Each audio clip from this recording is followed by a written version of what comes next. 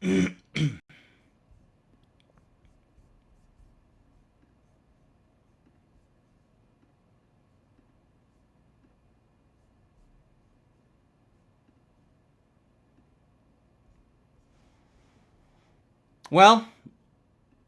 if DeAndre Jordan was the worst signing of Thursday, Bruce Brown may have been the best signing of Friday. This is Locked On Nuggets.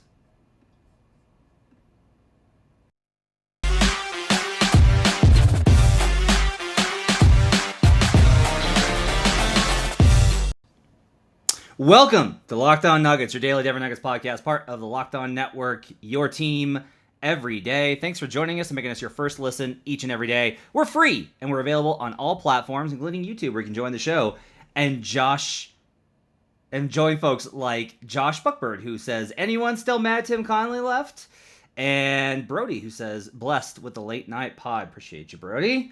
And Philip Anderson, who says, hell yeah, Locked On Nuggets on a Saturday afternoon while I'm commuting. Don't know where you are, but that sounds like it's lovely wherever you are. On today's show, we're going to talk about Bruce Brown, because that was the Nuggets' big move, probably their last move, as far as I am able to ascertain. That does not mean that it's absolutely going to be the last move the Nuggets make, but for right now, I can't say, I think they're still looking for something else. It would take an unforeseen circumstance for something else to occur. But Bruce Brown is the connection. He is the straw that is going to stir the offseason drink. The Nuggets' makeover of their team is largely complete in terms of the two significant additions that they made. We'll talk about that. I have some more information for you on the DeAndre Jordan front that will probably make you feel a little less vomity. That you'll just want to vomit less. So I'm looking forward to getting into that. We'll talk about that and more on today's show. Hope you guys are doing well. No Adam Morris tonight. Adam was off for the weekend, but I'm here to join you and to talk about Bruce Brown, who the Denver Nuggets agreed to a 2-year, $13 million deal with on Friday. Malika Andrews first from ESPN with the deal. So, this deal was dynamite, and every Denver Nuggets media person immediately basically responded as such.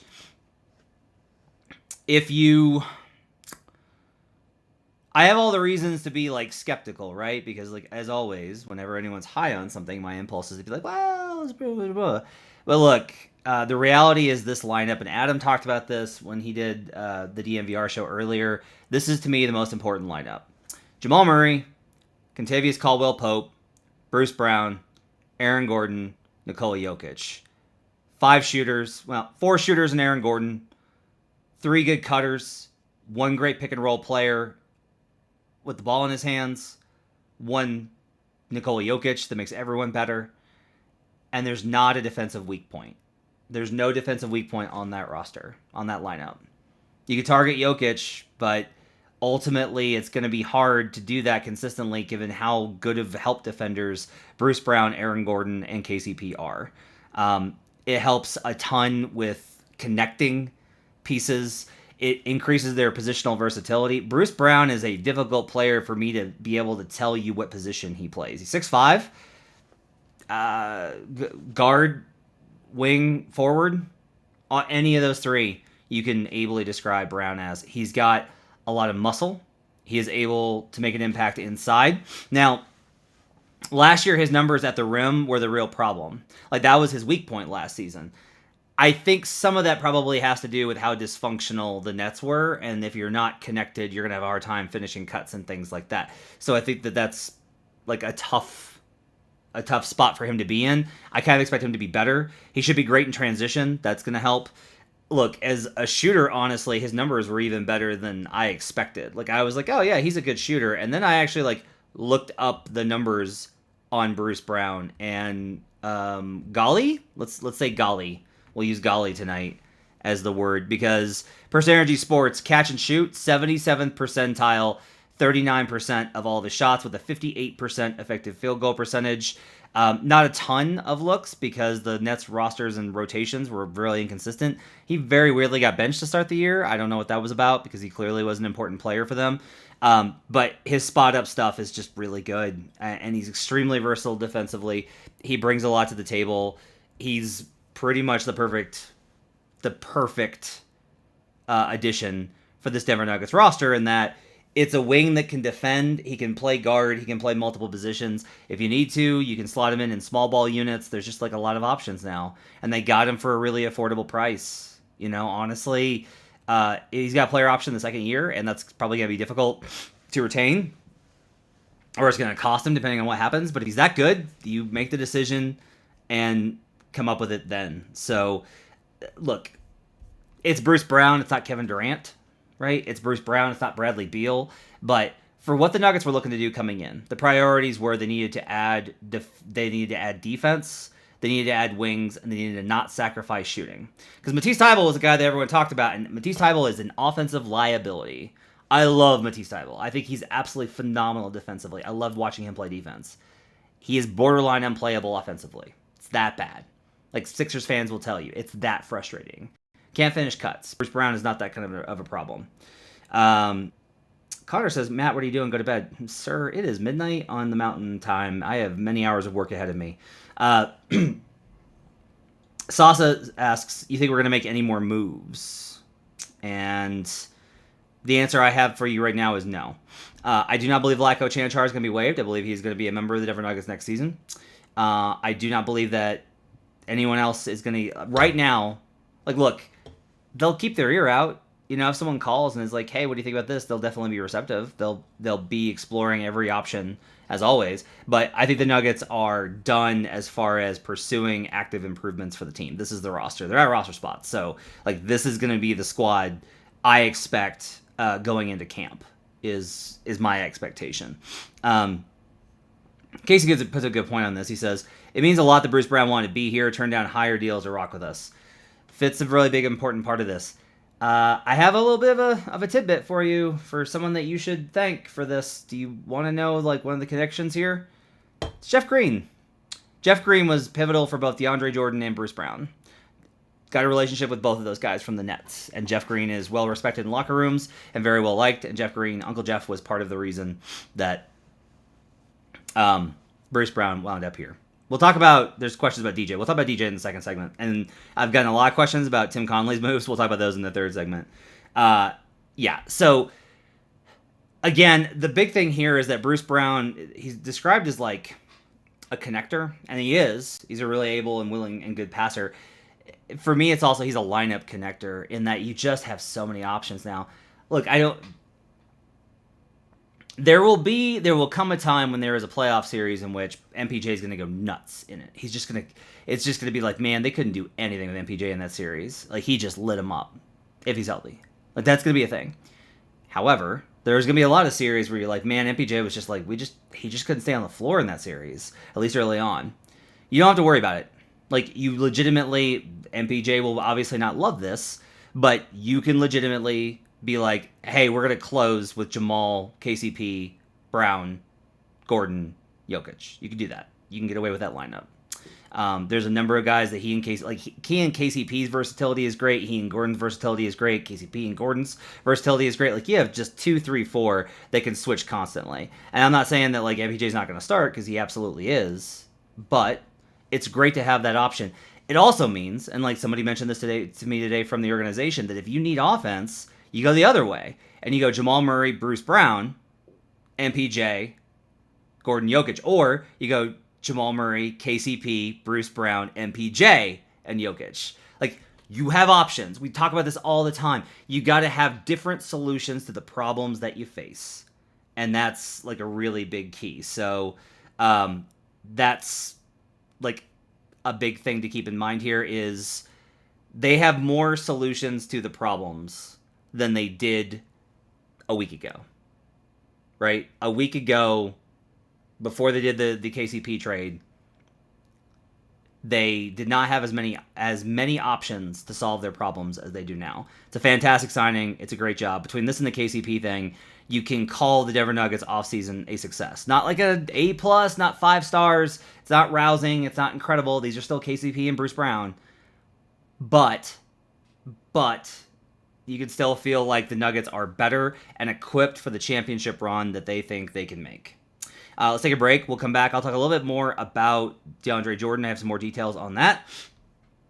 As well as we'll get into more from all the happenings in the NBA, including just a crazy, crazy trade in the Western Conference and specifically between division teams. Tim Conley made another division trade. It's really amusing. We'll do that when we come back on Locked On Nuggets. But first, I got to talk about Arcade 1UP. Boom shakalaka. We have big news. The one, the only NBA Jam is back. Arcade 1UP, the leader in at-home retro arcade games, is not only bringing the best game ever back, but they've made it bigger than ever with a, wait for it, Shaq Edition machine.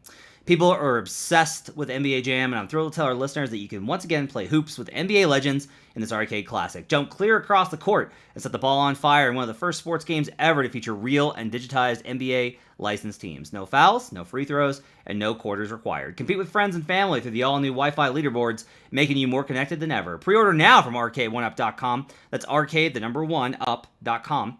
And for an estimated early September ship date. Arcade 1UP is the place for fun. They've got even more classics like Golden Tee, Mortal Kombat, and others starting at just $399. Check this out. They're giving away an NBA Jam Shaq Edition to a Locked On listener. You can enter for a chance to win a game console of your man cave at arcade1up.com/locked-on. That's arcade, the number one, up.com/locked-on. You got till July 8th to enter to win NBA Jam Shaq Edition console. Don't miss out. Enter today. Who are you going to play with? We'll be right back on Locked On Nuggets.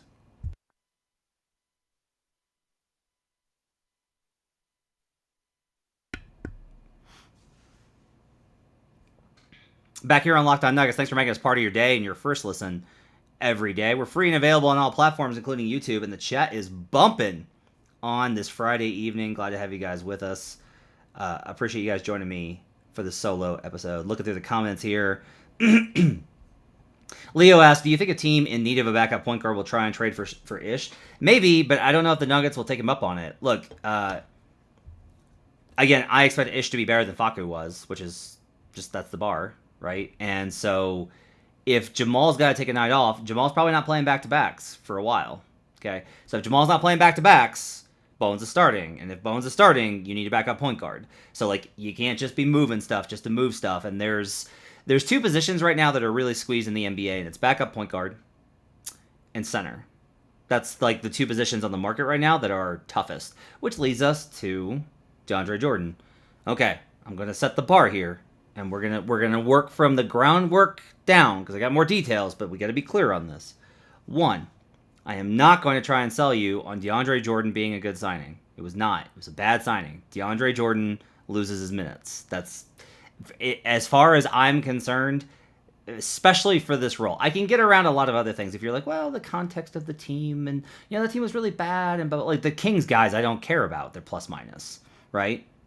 Like when Buddy Hield was on the Kings, I wasn't like, Buddy Hield's a terrible player because his plus minus, he's on the Kings. Of course his plus minus is bad. Domantas Sabonis is probably going to have a bad plus minus this year. Domantas Sabonis is not bad. But with DeAndre Jordan, he was on really great teams with better talent, and he was still a minus. So, that's a concern. However, I'll tell you this. I do not believe that DeAndre Jordan was signed to be the backup center. I believe DeAndre Jordan was signed to be an emergency, in case of emergencies, 10 minutes every now and again, backup center. If Jokic sprains his ankle, God forbid, and misses some time, yeah, DeAndre Jordan's probably going to play. DeAndre Jordan might start, depending on what the matchup is, because you don't want to put Bones Highland out there against Joel Embiid, right? And they're going to lose those minutes. They're going to lose those minutes. That's absolutely true. But I will tell you, again, I kind of go back to this.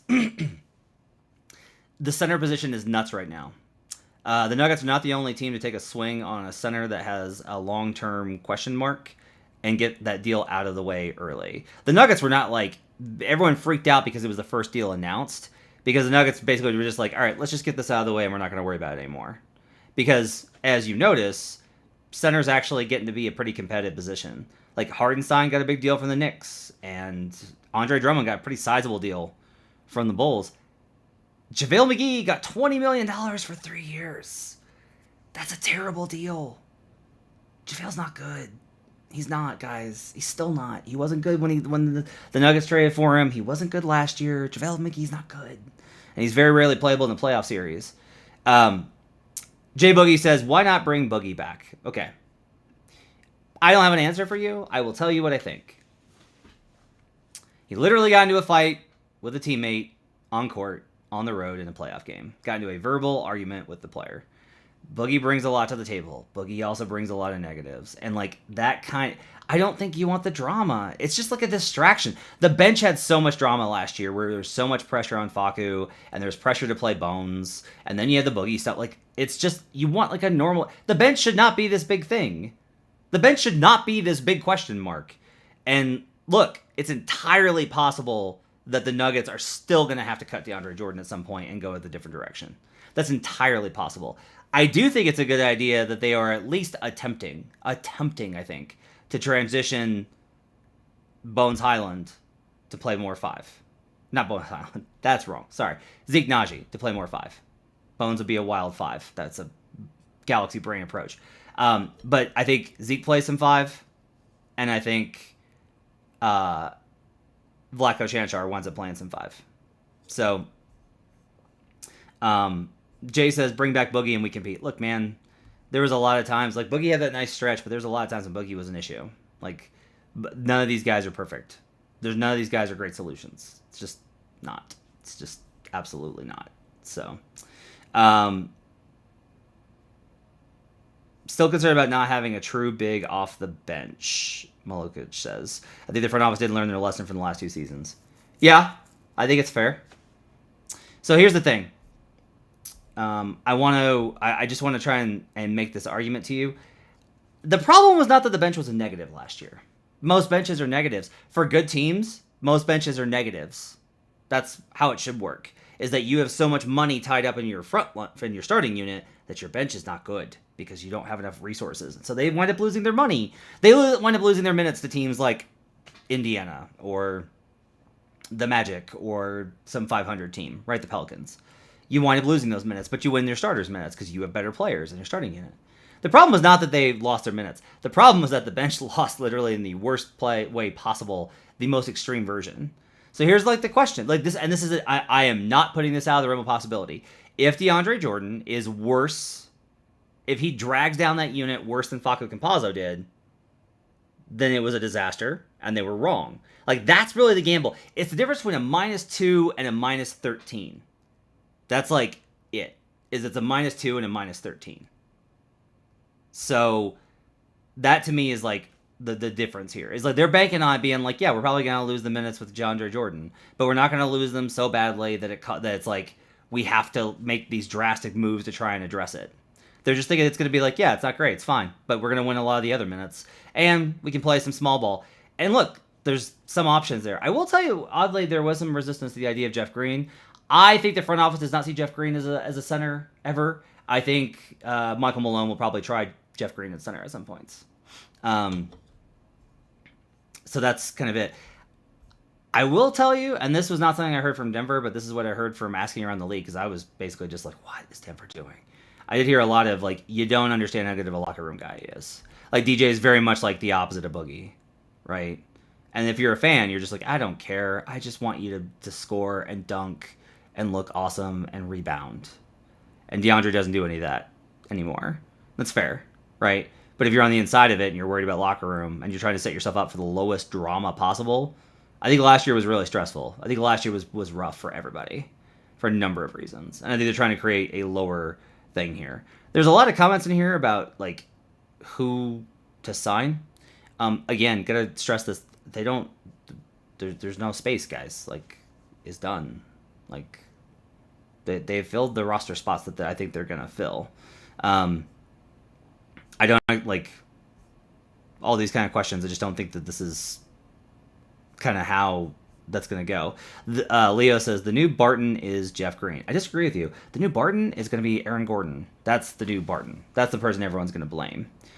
Jeff isn't going to play that much. Like, Jeff's just not. Jeff wasn't supposed to play that much last year, guys. Like, I really got to stress this. The fact that Jeff Green was able to hold them up the way that he did in January and February before basically the minutes gave him out is wild and pretty impressive for Jeff. Like, Jeff is not built for the minute load that he had to play last year after MPJ went down.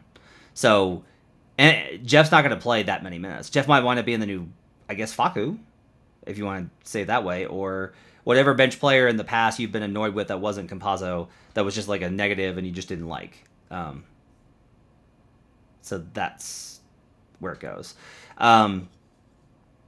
Malokic asks, do you think Davon Reed will be in the rotation? I'm so confident in him. Yeah. Yeah, so that's another thing to kind of keep in mind here is even if Davon is closer to 11 in the rotation than he is the 6, again, you're talking about there's going to be nights where, hey, KCP's hamstring's a little sore, so we're just going to rest him tonight. It's been bothering him, so we're going to give him the night off. Or, yeah, he's got some knee soreness, and so he's out tonight. We'll see how he feels in a couple of days. That happens routinely. Okay, so Bruce Brown slides to 2, and then the backup forward becomes Davon Reed. Backup wing becomes Davon Reed, and he guards 2s and 3s. I think they go a lot further. I think they do a lot better versus the Warriors if they have Davon Reed. Like, not cutting Campazzo then. I understand why they did it, both from a financial standpoint and from a not wanting to embarrass Campazzo standpoint. I get it. But they would have been better off in the playoffs with Davon Reed. So, yeah, I think Davon plays. I think there'll be a lot of nights when Davon plays and Jeff doesn't, honestly. I think there'll be more of those nights than the opposite. Jeff is still a key part of the rotation, I think. But I think there'll be a much bigger drive to save Jeff's legs rather than last year when it was like, hey, we don't have any small forwards left, so we're going to need you to start and play 35 minutes tonight. And that's just not, I don't think, the plan. TJ says an interesting question. Do you think our defense could be close to top 10? I'm going to say no. I'm going to say close is a harsh one. I would say it's less likely than likely that they wind up top 10. I think they are likely to be between 15 and 10. That's my opinion. Is like I think the Nuggets will have a fine defense. I think they'll have an elite offense and a fine defense, and that combination. I think there'll be stretches probably where you're like, hey, Denver's 8th in defensive rating all of a sudden, but I would be very impressed if they've kept the focus all year long to defend at that kind of a level.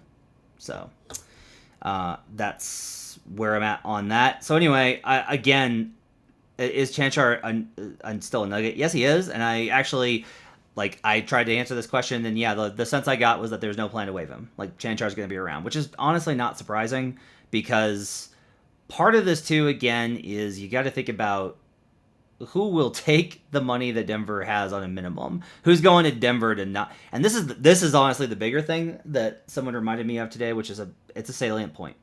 You got to find guys that are willing to not play, right? Because there's going to be nights when you're on TNT on a Thursday versus the Clippers, and you're tied in the loss column, and the season series is 1-1, and you're playing them 3 times. You are going to probably not play 12, 15, 14 guys. You're not going to play 11 guys. You're going to play 10 or 9 or 8. And you have to have guys that are like, it's fine if I don't play. And finding guys that are okay if they don't play is tough. And Vlatko's on contract. So that, to me, is why Vlatko is going to be around. And I think Vlatko winds up playing some of those. Let me put it this way. If Zeke Naji can't play 5, if that just does not work, then I think Vlatko winds up taking a lot of those minutes instead of DeAndre Jordan. He'll split some of them with them, right? It's like if you're trying to get away with Jokic plays 32 minutes and you're trying to get away with 18 minutes or 16 minutes of play, right? DJ plays 10 and Vlatko plays 8 minutes of center, 4 in each half. And that's how it goes. 2 minute stretches. So that's how I think the rotation kind of shakes out. But they've got a squad. I'll say that. They needed to get guys, and they got them. I want to stress on Jordan that I don't think it's a good deal. I would have taken a risk on a G League guy. I would have literally been like, let's find the best G League center that we can call up, and let's sign him instead. Because I always believe that there's opportunities for bigs, but the Nuggets are also valuing not having to they don't want guys that are lambs. And by that I mean they're just new in the NBA and trying to deal with the intensity and the environment and all of this, or they want guys that if you get into a spot in the playoffs where you're just hey, we We need 5 minutes so Jokic can sit down from center play. It's okay if we lose. They're going to feel okay about DeAndre Jordan. I would not. But if you ask me, would you feel better about him than a borderline questionable NBA talent? Okay, yeah, I start to get there. So, again, I don't know that there's... I also have not seen anybody that I can be like, ooh, the Nuggets should have gotten him. Like, Hardenstein got way more money. JaVale got way more money. These guys are getting way more money. There's teams that are still looking for centers out there. Like, they're actively looking for centers, and that's been a squeeze. And I noticed that early on, that center is a position that a lot of teams that I heard were actively looking still haven't signed one, because they're just like, the market's too hot for them. So that's one of the issues that kind of happens. So let's take a break. We'll come back and we'll talk about the Rudy Gobert trade and what that means for Denver, what that means for Tim Conley. Is Tim Conley trying to build a Jokic destroyer? We'll talk about that when we come back on Locked On Nuggets. BetOnline.net, your number one source for all your betting needs and sports info. You can find all the latest developments and bet on all sorts of sports, including Major League Baseball, and you can put a bet in on your Colorado Avalanche to repeat as Stanley Cup champions. BetOnline is your continued source for all sports wagering information, including live betting, esports, and scores. They've got the fastest and easiest way to check in on your favorite sports like MMA, boxing, and golf. Head to the website today or use your mobile device to learn more about the trends in action. BetOnline, where the game starts. We'll be right back on Locked On Nuggets.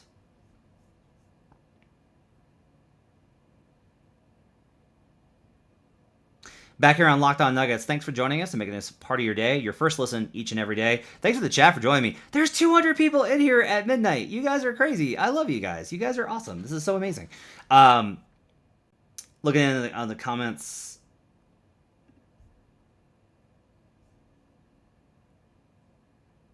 Malokic says, they could have waited a week or two before signing DJ. He would still be available. I am telling you that as someone that does this professionally and talks to people around the league, I know this sounds crazy, but you're wrong. DAJ would have gotten snatched up.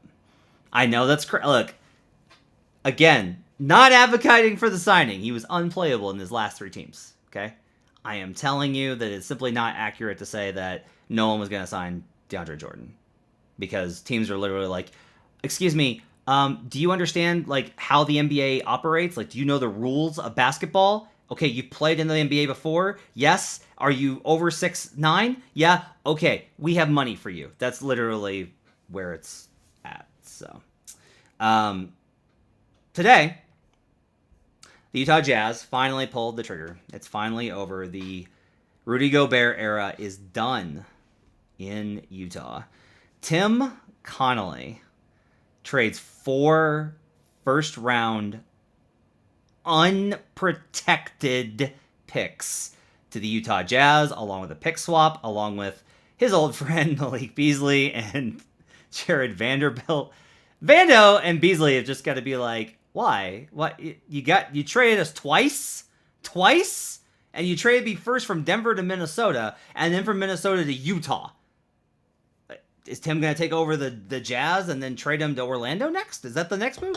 So this is pretty succinct from Stefan, who says, insane overpay. The GM is insane. Yeah, I mean, look, it was a crazy overpay. Tim went all in. There's been interesting questions. Andy Glockner was talking about this on Twitter about how, like, this is so unlike Tim because he's always been so patient and so careful. Were the Kroenkes just holding him back? I think that Tim came in with a very direct... I haven't talked to Tim. He came in with a very direct, like, we're going to remake the team, and we want to make a difference, and we want to try a new style of play. I do think he has Jokic in mind. Like, I can't get around this. I think if you're Tim Connolly and you had confidence in the team that you built in Denver, and you look around the West and you're just like, well, look, the Warriors are the Warriors and they're going to be tough to beat. And the Clippers are the Clippers and they're going to be tough to beat. But the Nuggets are beatable because I built them. But we have to have the right combination. And you just got 2 guys that are extremely talented big men to go against Jokic. Jokic has beaten both of them on their own, for sure. However, If you're like, we need somebody to defend Nikola Jokic, you should get Rudy Gobert. Jokic cooks him because Jokic cooks everyone. Jokic cooks everyone. But Gobert gives you the best chance. I actually don't mind the big approach here. I think Cat's spacing is the big thing here. Is that if teams, it's going to be very interesting to see what Finch does, because I think what's going to happen is teams are going to be like, all right, let's do what we did to Utah, and let's go small ball 5 out and switch everything, and we'll see what happens. And the result there was Utah couldn't get stops because their wings were too bad, but Minnesota has better wings defensively, depending on what they do with D'Angelo Russell.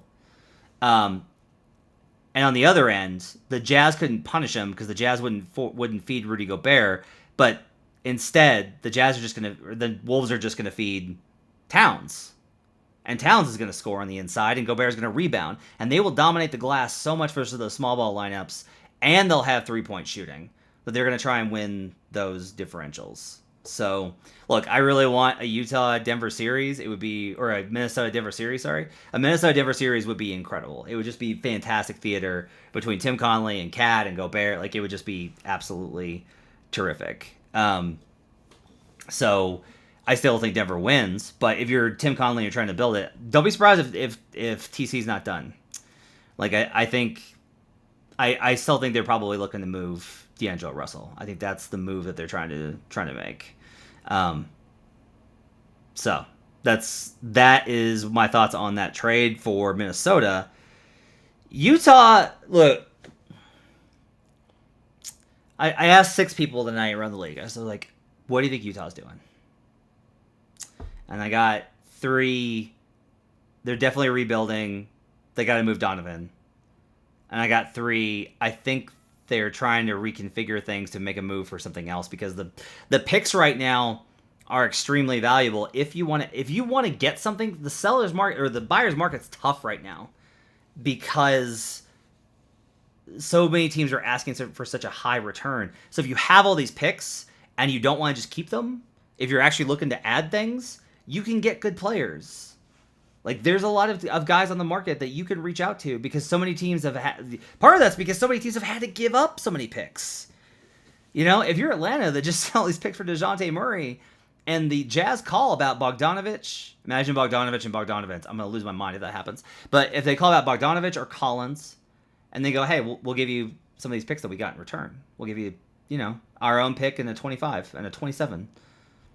Atlanta's like, oh, we can we need to move these guys anyway, and we can get some assets back. All right, so that to me is something there. Zamora is sharing. There was a tweet that came out tonight. This was like the rumored deal, which is KD to Phoenix, Ayton to Utah, Mitchell to Brooklyn. Okay,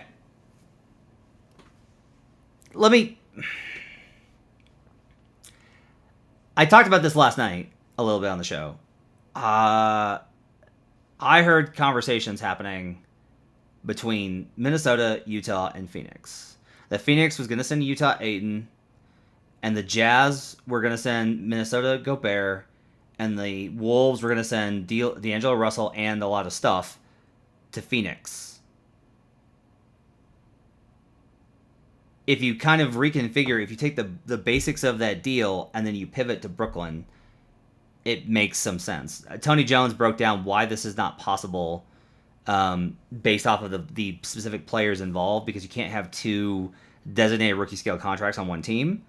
But it would be very interesting to see if that's part of the equation. The other team I would look at, and when we're talking about these 3-way possibilities and like the Jazz and the Suns and blah, blah, blah, the other team to look at is Toronto. Toronto has been quiet. They signed Otto Porter and re-signed Chris Boucher, and that's it. That they have talked a lot for a team that hasn't done anything yet. So I would keep an eye on that. Sean asked if Minnie trades D'Lo, who's Minnie's point guard. They're gonna get one back. I think they'll get one back in trade. That's the target. Is like any deal that they make, they're gonna look to get a point guard back, because they moved Beverly today in this trade, right? Like before it was gonna be Beverly, but now they're pivoting.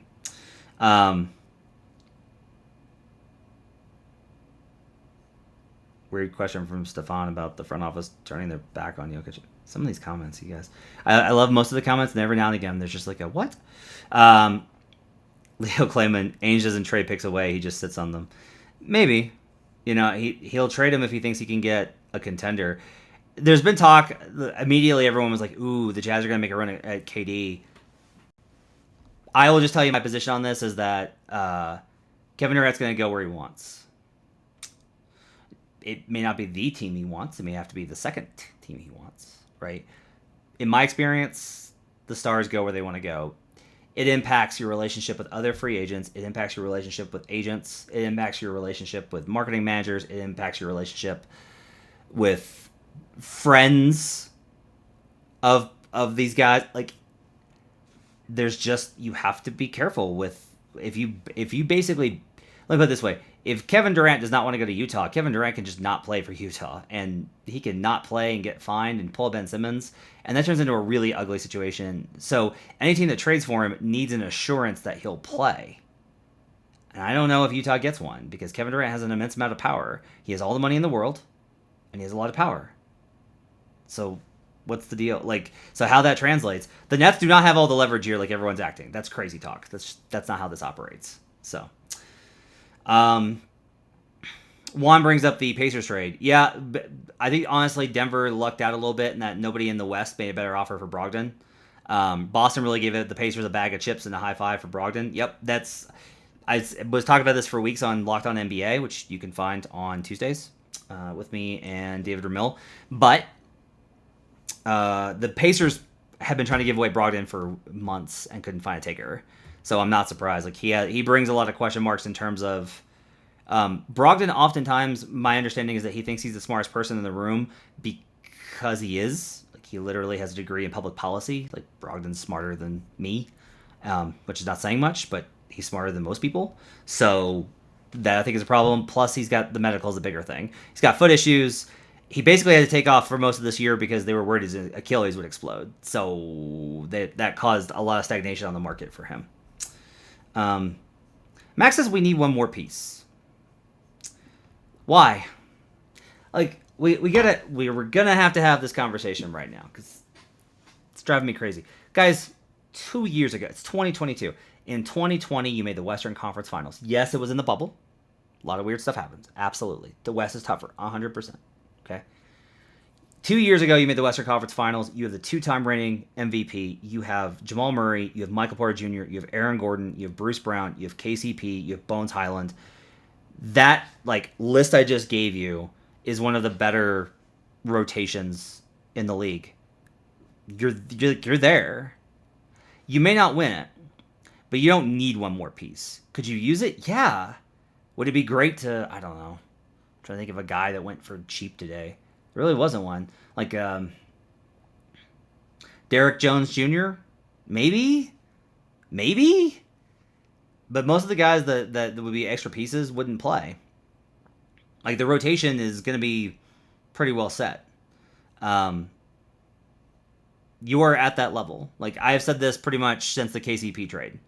That to me, there's tier one. Tier one is Golden State and the Clippers.